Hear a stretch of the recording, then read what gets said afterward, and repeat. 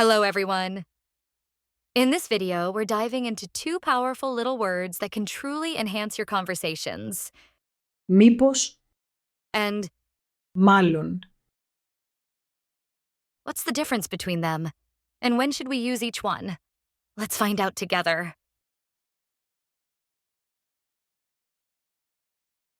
Μήπως θέλεις ένα ποτήρι νερό? Μάλλον θα πάρω έναν χυμό πορτοκάλι.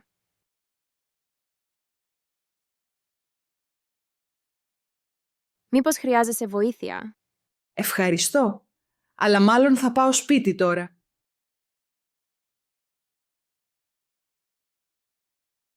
Μήπως ξέρεις που είναι τα κλειδιά? Μάλλον είναι πάνω στο τραπέζι. Μήπως να πας νωρίς στο σπίτι σήμερα? Ναι, μάλλον δεν θα δουλέψω άλλο σήμερα. Μήπως θέλεις να έρθεις για περπάτημα? Όχι, μάλλον δεν θα έρθω. Αλλά μήπως έρθει ο Γιάννης?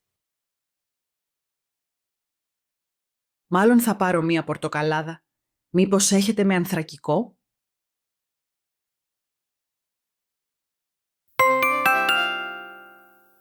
Μήπως or μάλλον. Complete each sentence by choosing either μήπως or μάλλον. Pause the video to think about your answer, then press play to see the correct choice. Are you ready? Let's begin.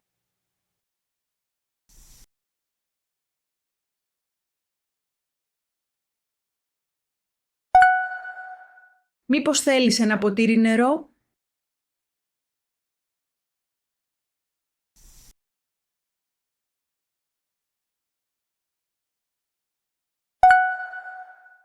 Μάλλον δεν θα πάω για περπάτημα σήμερα.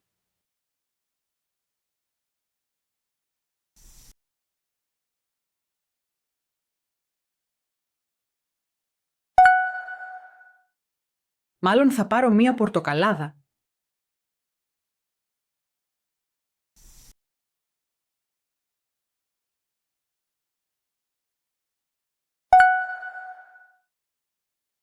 Μήπως μπορείς να με βοηθήσεις?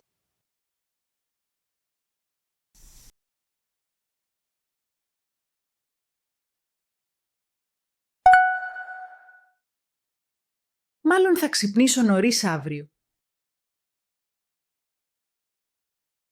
Μήπως, Is used mainly in questions to politely suggest, inquire, or ask if something might be true or possible.